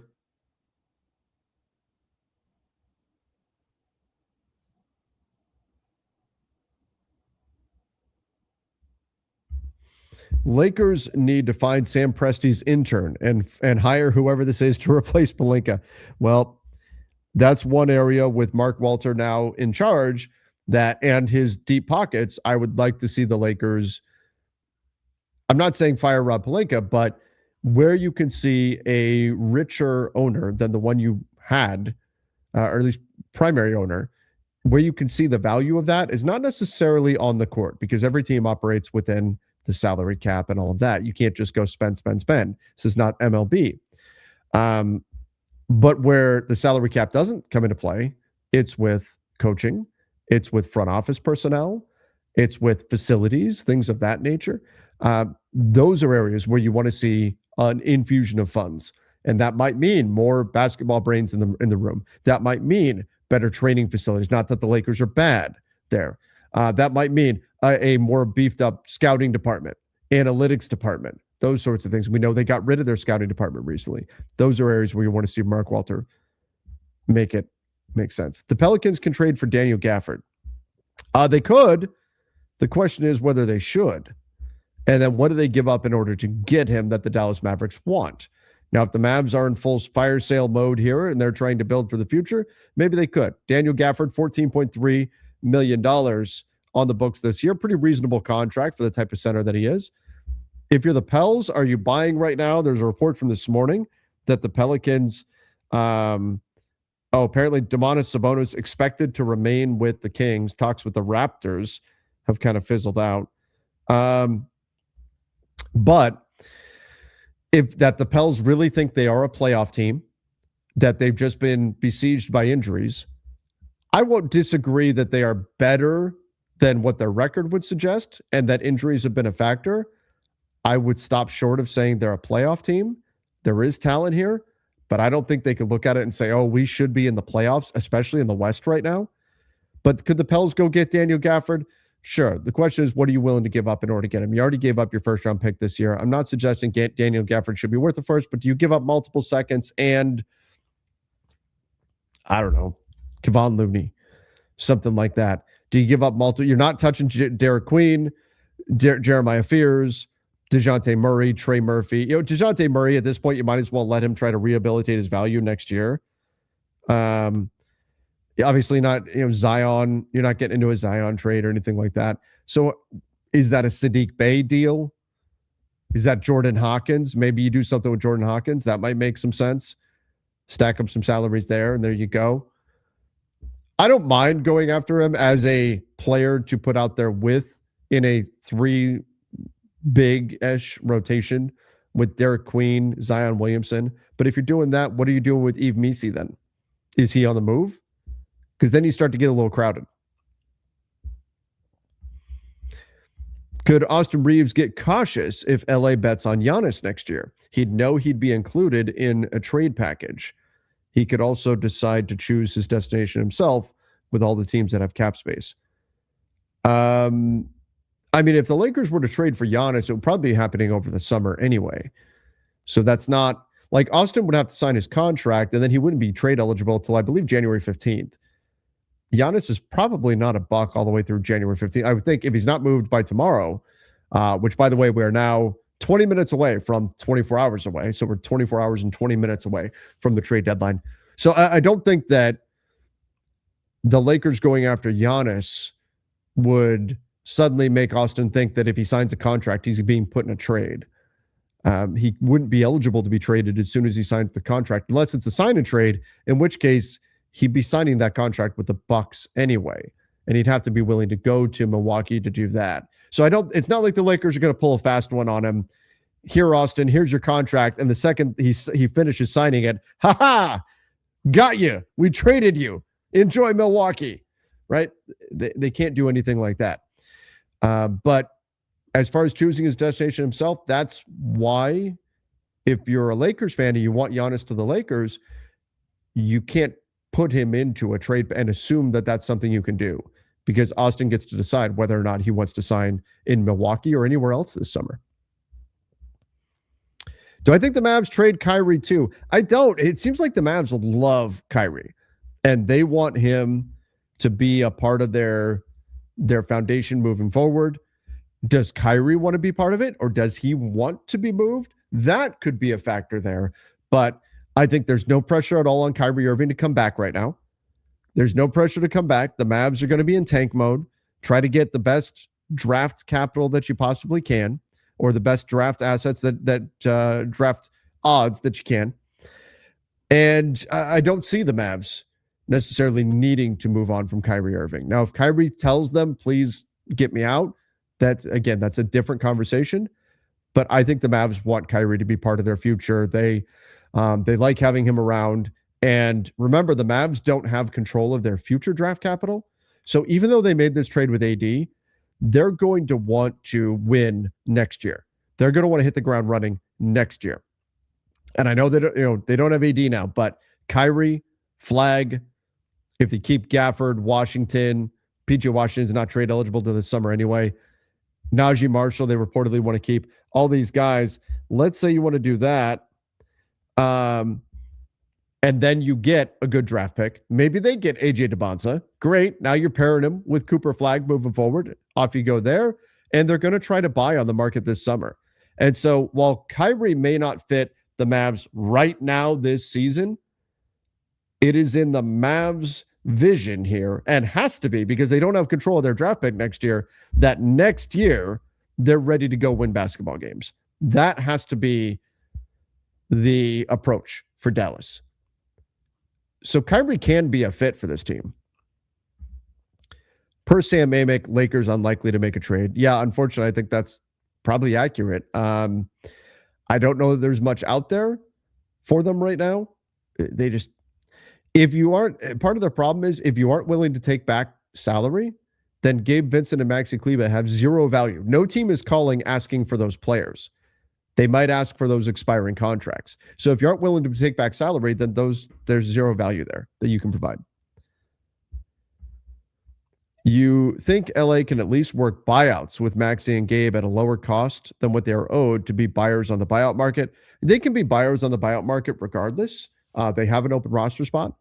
So they can be buyers on the buyout market anyway, especially now that the veteran minimum is prorated. They're about 900,000 and change below the first apron that they're hard capped at.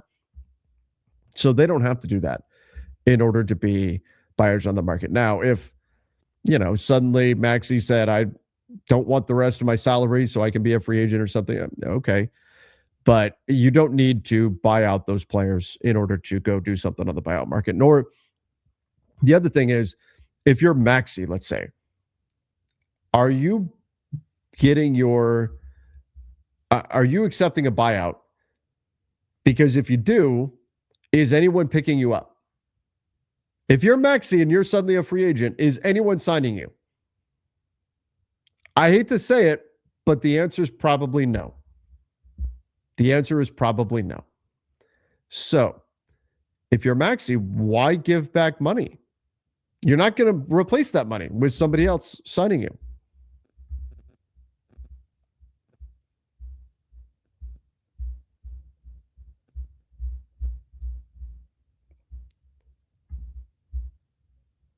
Are Matisse Thybulle and Robert Williams still on the table? Yes, I do believe if the Blazers are going to make a move, those are guys that would make sense for them to move on from. Rob Williams, very, very good player. Love his game. The injury concerns are real. He's been more available this year. But those are two guys. This is their last chance. This is their last chance. Because there's a decent possibility that both guys go elsewhere this summer if you're the Blazers. So can you get anything for them now? You've had opportunities to trade them before. You haven't got what you wanted.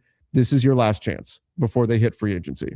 So, yeah, I would, if I'm the Blazers and I can find a reasonable deal. Now, obviously, if it involves taking back future salary, maybe they can say we don't want to do that. But if you could find a reasonable deal for either or Rob Williams or Matisse Thybulle, you need to go make that move. Mavs need to trade Kyrie for Van Vliet, Adams, and a first-round pick. Oh, that's interesting. That's really interesting.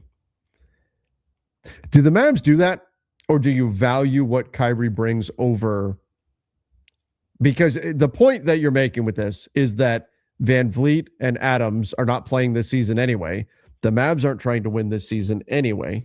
So are you better off taking back these players who can't help Houston right now, but could help you next year, plus a first-round pick, depending on what that first is, and move Kyrie? And then next year you have Van Vliet, who's back and healthy. Next year you have Steven Adams, who's back and healthy, plus that first-round pick. It's interesting. Do the Mavs value Kyrie so much that even wouldn't be enough for them? Maybe. For Houston, would they love to get Kyrie right now and add him to their mix? And then next thing you know, you've got him in the half court. What's it? Do you want to put Kyrie and Durant back together? It's an interesting concept, though.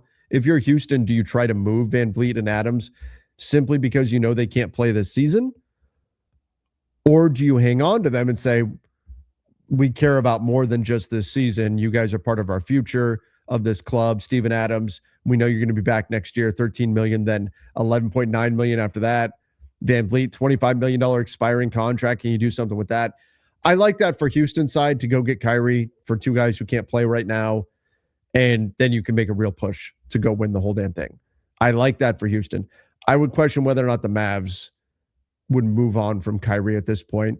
Because again, the danger for the Mavs is you go into next season, and if you're not good next season, you're giving somebody else a really good pick.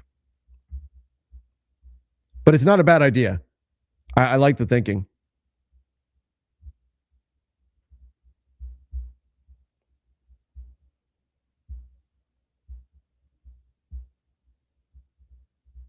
Houston loses in this. I'm seeing people say this would be a all-in type of win now, right? Win right now. Fred VanVleet's not young. He's 31. Steven Adams isn't young.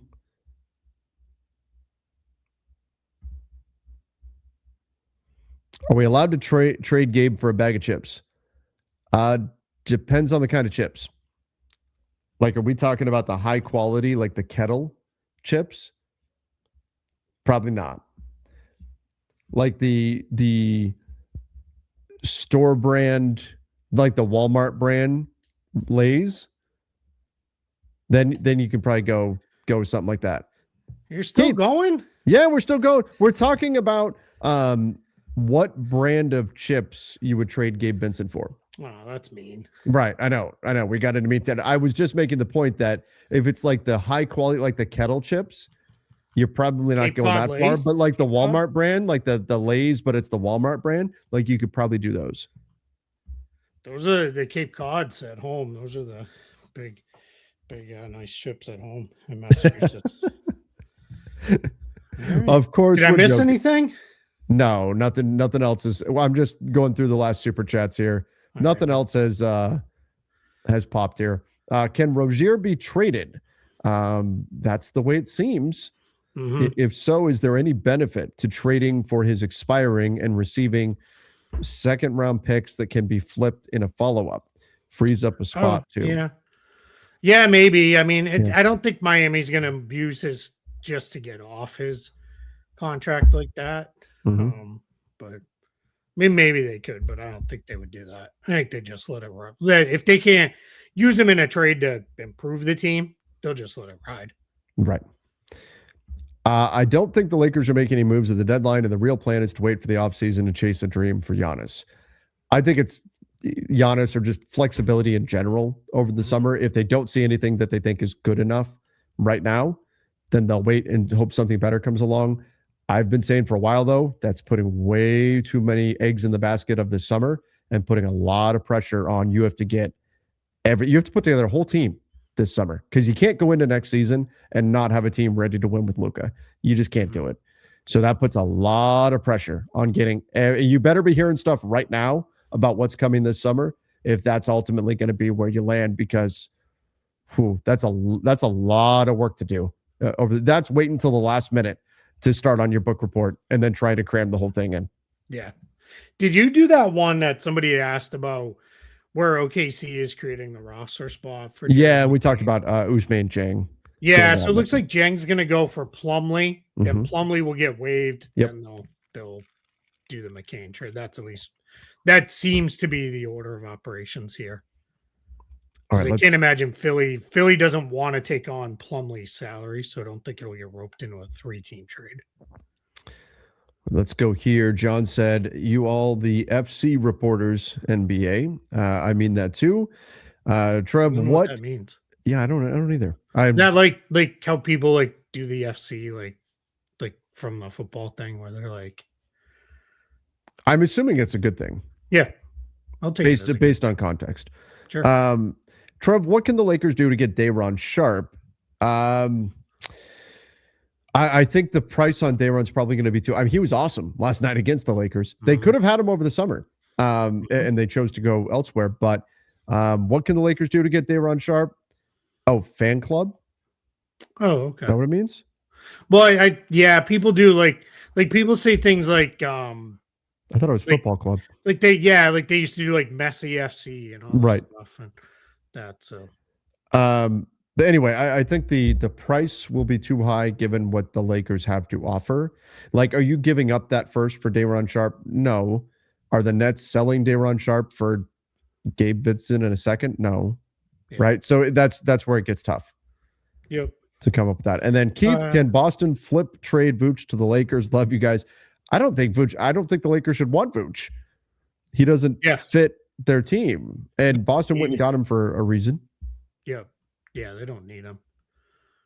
Or maybe first class? Yeah, maybe. That could be it. All right, let's go. If the Mavs want to tank, Cardi G can help. Well, so Dan Wojcicki he dropped it in his piece for The Athletic this morning that essentially the Mavs are shut off for any trade with the Lakers because of the Luka trade, and the optics wouldn't be good. So yeah, you shouldn't do that in general. Like that's just, to me, that's a very bad idea. Mm-hmm. It's like when the Knicks and Nets wouldn't trade with each other for years, right? Like literally years. Like I would not have done that. So you just got to be, I mean, there's only 30 teams, right? You can only trade with 29 other teams. You don't want to start eliminating teams, but I get it. I get that they're going to be a little, especially if they gave a player to the Lakers. Like if it was they got a player from the Lakers, maybe it's a different thing, but or if the Lakers are like, hey, you want 2 firsts for this struggling bench guy? Like, right. Yeah, sure. Why not? But yeah. All right. How about LeBron goes to the Knicks and brings a championship to NYC? A Magic the GOAT conversation then. Sure. Yeah. I mean, the Knicks were mentioned as one of the teams that could be in pursuit of LeBron this summer. The Knicks, the Warriors, the Cavs were the teams that we heard in the last 24 hours or so. Yeah, he could wind up doing something like that, and we'll see. All possibilities are out there for this summer for LeBron. In case somebody wondered, Tatum's checking in here. Do you see? He's causing a minor. I can hear him under my desk. Yeah, he's losing his mind. He doesn't like that there's been so much activity at the house today. Too much going on. This internet stuff. So, all right. I'm gonna let you finish these last couple of super chats. I'm gonna bow out and as we say, hashtag start writing. All right, man. All right, I'll finish these last couple. I'll see you. Can the Lakers replace Gabe with Javon Carter? They would have to. Well, in theory, yes. They could just sign Javon Carter after he clears waivers. You could sign him to a veteran minimum, and then remove Gabe from the roster. No, he would still be on the roster, but you could take the role. I would argue that you probably should just have Austin Reeves take the role anyway. Whoa! We get to hit the button again. Let's go. We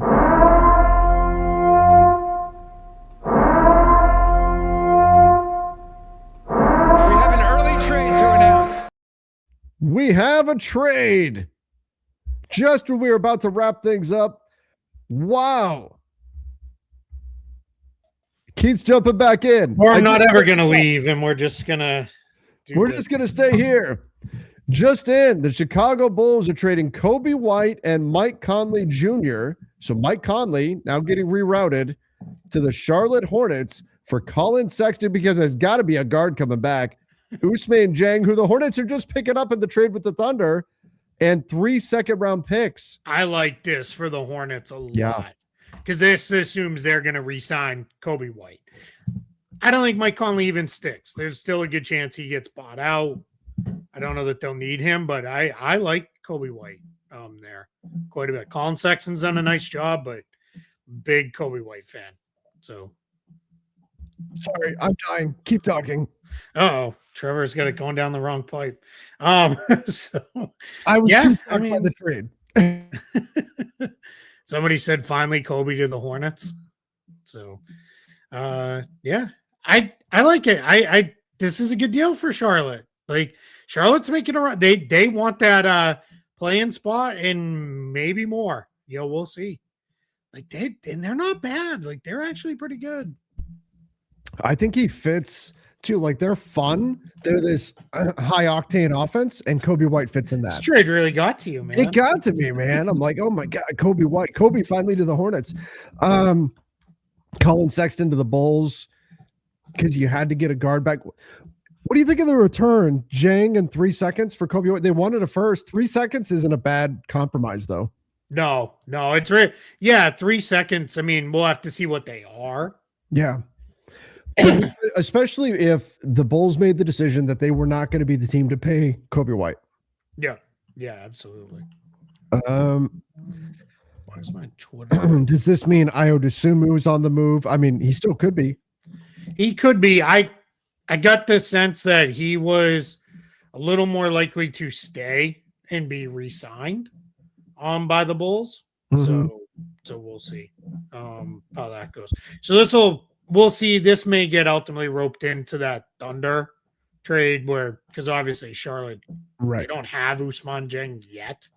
So that may turn into the Thunder jump into this and turn into a multi-team trade, or they may do that one first, then this one after. But yeah, that's going to be a lot of moving parts there, moving around. So it's really Sexton in 3 seconds for Kobe White. Yeah. I mean, Ousmane Dieng, though, he's not a guard. What do the Bulls want him for? Right. Well, does Sexton stick in Chicago? No, probably not. Maybe for the rest. I mean, I don't even know if he sticks for the next 24 hours. Right. Yeah, that's what I'm saying. Like, they could reroute him. Yeah, they could. Pretty tradable contract. We feel differently about Colin Sexton than I think a lot of other people do. So, what did the NBA just release? Jackson Hayes has been suspended. For pushing a Washington Wizards mascot? What? Is this real life? During pregame introductions. I mean, Robin Lopez built like a career out of beating up the mascots. What? Just the Lakers were finally healthy. Well, they're still healthy. It's not. They finally had their full complement of You're not players. mentally healthy. I don't know. What is this? This is the funniest couple of days in the NBA in a while. Oh my God. How is this? I don't even understand. It doesn't even make sense.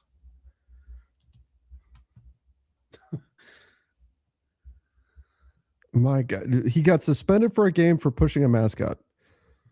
Saves the Lakers a little bit off the tax bill. This is not. I'm not getting scam tyrannied here, right? No. This is direct from real, the NBA. Right? This is from the NBA. Before I tweet this out, yes, we find out some intern gets fired in 20 minutes because they were having a little bit of fun, but yeah, I don't know.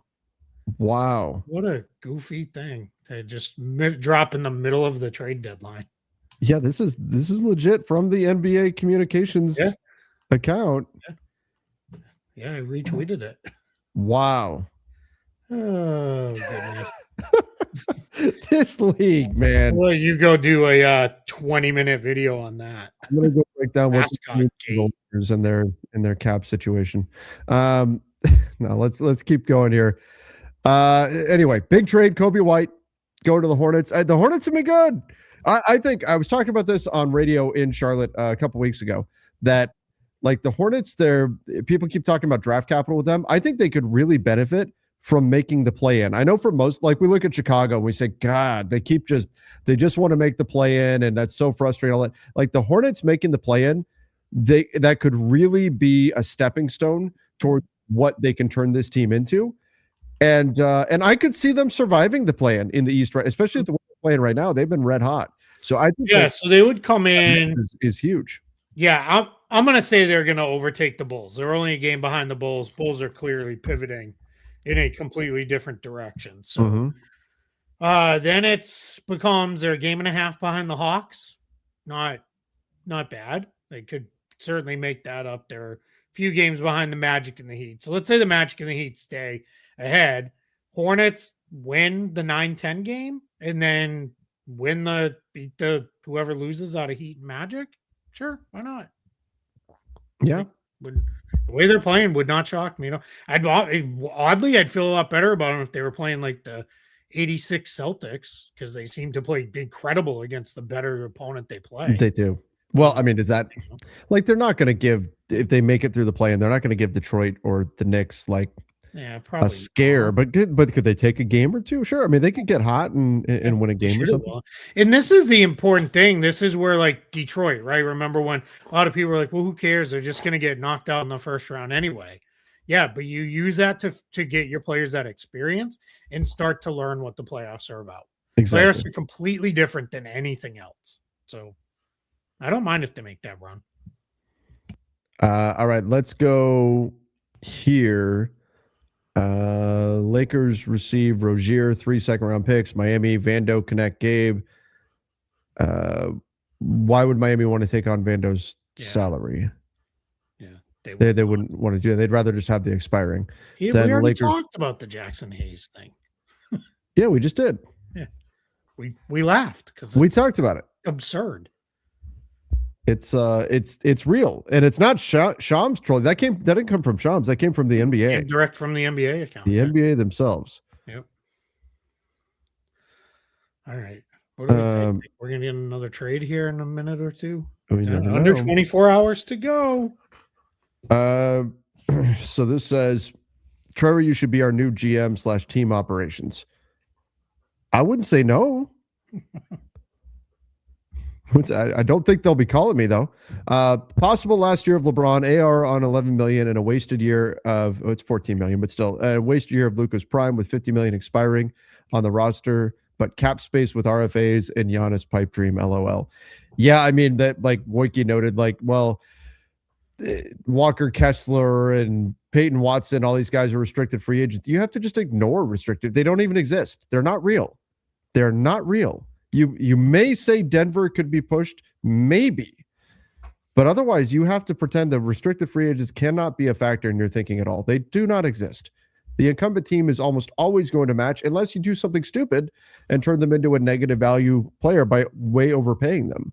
So restricted free agents, their names can be nice, but you have to pretend like they're not even there.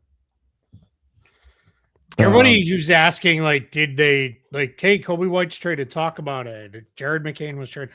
Talked about that like an hour ago, the Jared McCain thing. And then we did. Kobe White, we already did that as well. So just go back and watch after.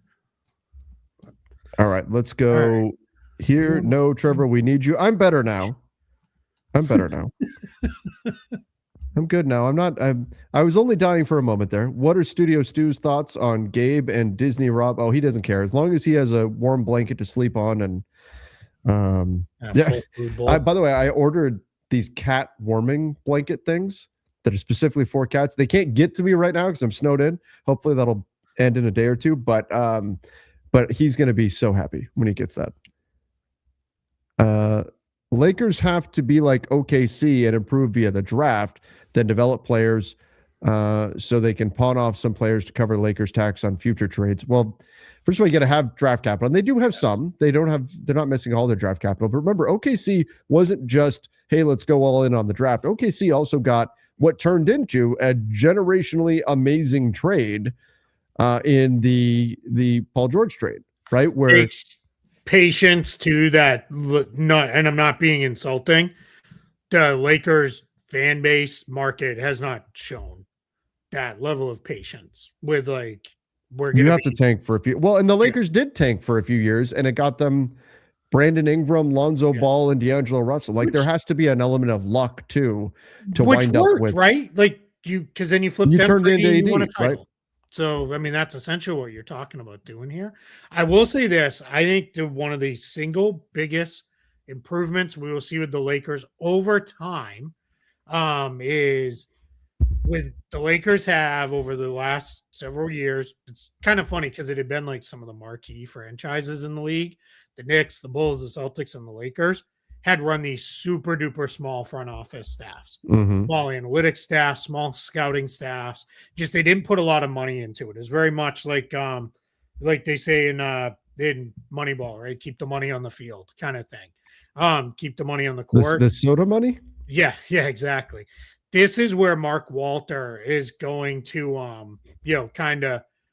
They've already started adding and beefing up, and they're going to build a new, or improve the practice. So, like, those things will all matter and kind of come together in this. Yes, absolutely. And Keith, while you were out, I was talking about that. Can you see the screen right now? Yeah. Yeah. That's from, what is that? That's Ace Ventura. Ace Ventura, yeah. Anyway, but yes, I want to see the video of what he did. I do too. Somebody's got to have video somewhere. Anyway, but your serious point, yes, it is right. And we were talking about that while you were out. Yeah, that's where you need to see the spending really matter and having a deeper pocketed owner matter. Yeah. I'll pull this one. It doesn't. Whoops, I started to bring it up. Thomas asked, how were the Bulls able to aggregate Mike Conley? I don't think they are aggregating him. I think it's going to work as its own thing. Yeah. It'll work. So trades get reported as one big thing, which I always say this, 99.9% of NBA fans, what they need to know is exactly what Shams reported. The way the actual mechanics of the trades often work is they get broken into pieces and parts. And that's how it goes through. So they're not going to actually need to aggregate Conley because Kobe White's contract is big enough to match salary for Colin Sexton. And then Conley's is obviously big enough to match for Ousmane Dieng, if it goes through as reported now, which that's the other thing. And this is not a knock on Shams or any other reporters who do this stuff. This is what it is now. This could change in the next 23 hours and 50 minutes to something slightly different and tweak a little bit. So that's more of an off-season thing with that, but we have seen that occasionally at the trade deadline. All right, we'll finish with this. Lakers question: could Lakers sign DeMar as a buyout? I mean, in theory they could, but the Kings have said they won't buy him out. Can't. Makes too Why much. not? Makes over the non-taxpayer. They're below the first. Oh, they're below the first apron. Yeah, never mind. Mind. Or hard capped at the first apron. Hard capped at the first apron, but below it. Yeah. So. Hold on. What did Kobe White do? Sounds like Kobe White might have done something funny. Ja Morant and camp disinterested in playing for Kings, according to Kelly Eco. Strong preference for the Heat or Wolves if he's traded.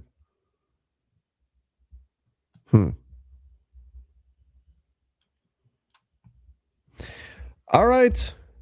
Well, there it is. There it is. We got a number of breaking. We've been on for almost 2 hours. We got a number of breaking news trades coming out. Yeah. And who knows, even if we jump off right now, I may go do something real quick for Jackson Hayes over on Lakers Nation just to make fun of him. But we'll probably be right back here. Yeah, we may be. Yeah, we may be back. I wish there was like a rule that once games tip off, like no more trade break. It's as much as I like this stuff, my favorite thing about basketball is basketball. So I wouldn't mind one, but I get it's a pretty light schedule tonight. So it is to concern, but yeah, and then guys, we'll be live again today if we need to. But we'll be live tomorrow. We'll let you know. Keep an eye on our socials. We'll let you know with that. Yeah, hashtag stop writing. Hashtag I never even get started. I didn't even have the mic unplugged. I just moved it off. And the news broke.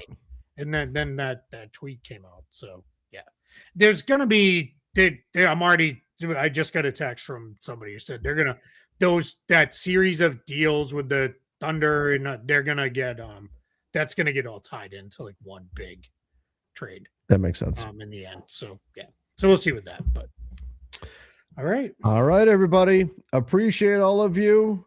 Is Minnesota going to sign Conley again? If he gets waived, they might. Well, that's the rumor. That was the rumor that was going around, is if he gets waived, because remember, he can't. If he gets waived after the immediate team that acquired him, which was Chicago, because that trade's already done, they would, if Chicago bought him out, Minnesota couldn't get him. Now he's going to a third team. He gets bought out. Yeah, he may not even leave Minnesota. Yeah, to be honest, he may not just sit right there. Mike Conley's just sitting around watching all this stuff, laughing. Yeah, having a good time. Hanging out, shooting righty floaters, even though he's a lefty, just for fun. Yeah, just for fun. All right. Thank you, everybody. If anything else breaks, we'll be back. Till next time, we'll see ya and stay safe.